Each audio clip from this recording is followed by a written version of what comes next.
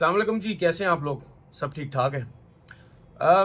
बाबर आजम की बात करता हूं आज। और उन्होंने मीडिया से बात की। अब ये प्रेस कॉन्फ्रेंस नहीं थी, ये मीडिया से बात की। कुछ मीडिया के लोगों ने उनको कहीं रास्ते में जाते हुए पकड़ लिया।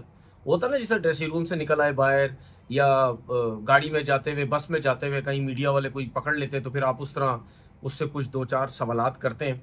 तो एक बाबर से सवाल हुआ कि जी आपको लोग किंग कहते हैं, आपके प्लेयर्स जो हैं, कुछ पाकिस्तान टीम के प्लेयर्स भी आपको किंग कहते हैं। तो उन्होंने बड़ा अच्छा जवाब दिया, जो कि मैं हमेशा कहता हूँ। हो सकता है शायद मेरे मुंह से भी एक आध दफ़ा कभी निकला हो कि बाबर किंग है, लेकिन उन्होंने बड़ा ज़बरदस्त एक जवाब दिया। उन्होंने बोला कि यार प्लीज़ मुझे किंग कहना छोड़ दो। शायद वो ये समझ रहे हैं कि मेरी परफॉर्मेंस इतनी अच्छी नहीं जा रही, या वो ये भी कहना चाह रहे हैं कि भाई मैं कोई अपने मुंह से किंग तो नहीं बोलता ना, लोग मुझे किंग बोलते हैं। ठीक है, तो वो शायद लोगों को भी मैसेज दे रहे थे कि यार किंग बोलना छोड़ दो। और मैं इन्होंने जो बात की है उसको मैं बड़ा थोड़ा सा ना आज डिटेल से बात करना चाहता हूँ। देखिए, दुनिया का कोई भी जो प्लेयर होता है ना, वो जब इतनी बड़ी लेवल पे आके खेलता है, अपनी कंट्री के लिए खेलता है। क्योंकि मैं तो खेला कम हूँ, लेकिन मुझे पता है ना कि जब आप एक कंट्री से खेलते हैं तो, और इस लेवल पे जब पहुंच जाते हैं, तो फिर आवाम जो है ना, वो आपको बड़े डिफरेंट, बड़े मुख्तलिफ नामों से आपको पुकारने लग जाती है। ये कोई नॉर्मल सी चीज़ नहीं है, ये होता है। स्पेशली अगर मैं इंडिया की बात करूं या पाकिस्तान की बात करूं, इन दो कंट्रीज में जो फैन है, जो आवाम है, वो बहुत पागल है, क्रेजी है बहुत ज़्यादा। वो कहीं ना कहीं देखिए, विराट कोहली कितना बड़ा नाम, उसके लिए भी लोगों ने कुछ ना कुछ नाम रखे हुए। कभी उसको भी किंग बोलते हैं, कभी उसको भी क्या बोलते हैं, सब कुछ बोलते हैं कि इससे बड़ा प्लेयर कोई नहीं, यही सब कुछ इंडिया के लिए सब कुछ। तो पाकिस्तान और इंडिया में ये चीज़ें होती हैं। बाबर आजम का क्या मसला था या है, क्योंकि पाकिस्तान की क्रिकेट में बैटिंग लाइनअप में बाबर आजम से पहले जो प्लेयर थे, लेकिन जब बाबर आजम आया है उस टाइम से लेकर अभी तक कोई ऐसा प्लेयर नहीं आया पाकिस्तान टीम में जिसने इतनी परफॉर्मेंसेस दी हो। ठीक है, आते ही इतने रन्स, आते ही तीनों फॉर्मेट में इतनी परफॉर्मेंसेस। तो जिसकी वजह से लोग ये समझने लग गए, लोगों को छोड़ो, पाकिस्तान टीम के प्लेयर स्टिल अभी भी, रिजवान ने प्रेस कॉन्फ्रेंस में बोला कि जी किंग कर लेगा, या फखर जमान उनको बहुत ज्यादा सपोर्ट करते हैं, ये और प्लेयर्स भी करते हैं। तो कहीं ना कहीं आप, चाहे आपकी टीम के प्लेयर हैं या आपकी आवाम है, वो कहीं ना कहीं बहुत ज्यादा अटैच हो जाती है उस प्लेयर के साथ। क्योंकि हमारे मुल्क में तो आपको पता है, इंडिया पाकिस्तान में आपको पता है, क्रिकेट के पीछे तो पागल है आवाम। तो जब इतना एकदम से इतना बड़ा प्लेयर सामने आता है, परफॉर्मेंस करता है, तो उससे फिर लोग उसको कोई ना कोई नाम देने लग जाते हैं, पहली चीज।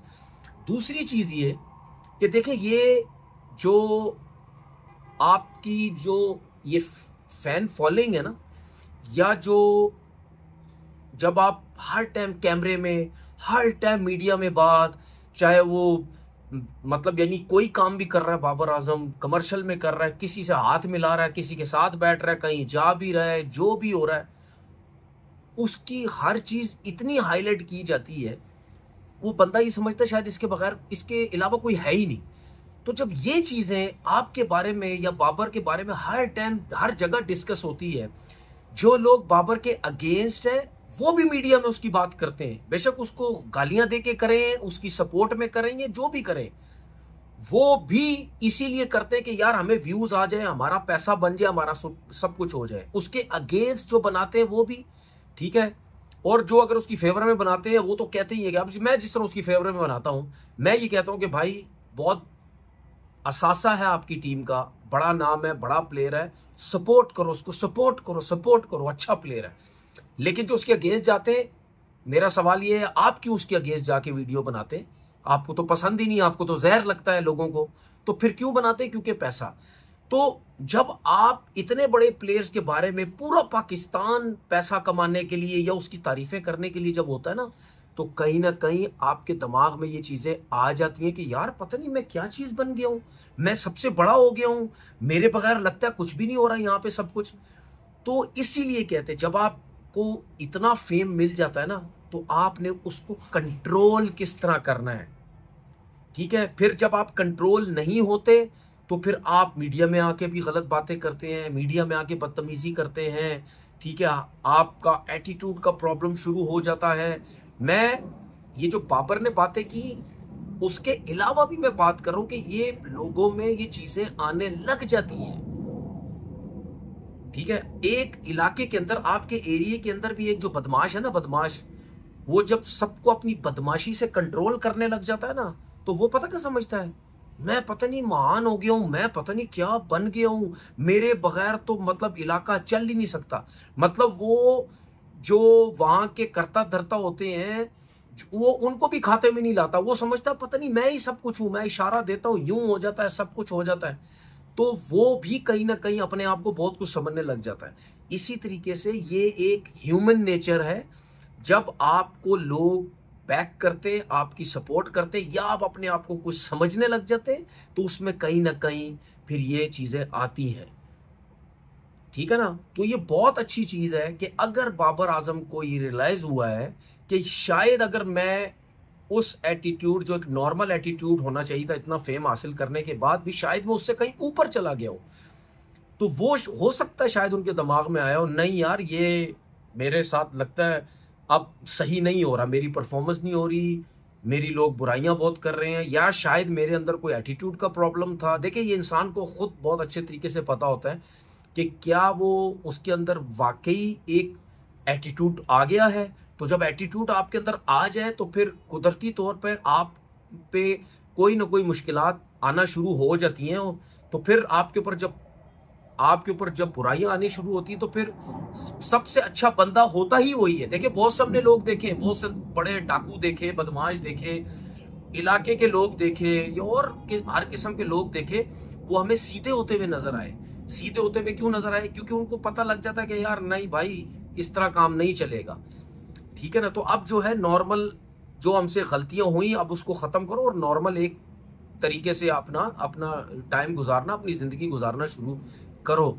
इसी तरीके से अगर बाबर आजम में ये चीजें हुई और वो सोचता है कि नहीं यार, मतलब यानी अगर मैं इस लेवल पे चला गया था, तो अब मुझे जरा थोड़ा सा कंट्रोल करने की जरूरत है। और आपने देखा भी कि जिन लोगों ने, जो मीडिया के लोगों ने जो भी बात की, उन्होंने भी यही बोला कि यार हमें बाबर में चेंज नजर आया है, और जो कि अच्छी चीज है, इसमें कोई बुराई नहीं है, इसमें कोई बुराई नहीं। अगर कोई इंसान अपनी गलती से सीखता है, अपने आप को बेहतर करने की कोशिश करता है, इसमें कोई बुराई नहीं है, ये तो अच्छी चीज है। अगर वो से समझ रहा है कि ये चीजें मुझे बेहतर करने की जो है वो जरूरत है, तो बिल्कुल उसको जो है वो करनी चाहिए। तो मेरे ख्याल में ये बहुत अच्छा साइन है उसके लिए, कि अगर वो समझता है कि यार मुझे ये चीजें सही करने की जरूरत है। और जरूर उसने ये भी बात की कि भाई अगर दूसरे रन्स कर रहे हैं, तो फिर मुझे भी कहीं ना कहीं रन्स करने पड़ेंगे, ठीक है। और उसने ये भी बोला कि भाई ये किंग विंग बोलने की जरूरत नहीं है, जब मेरा कैरियर खत्म होगा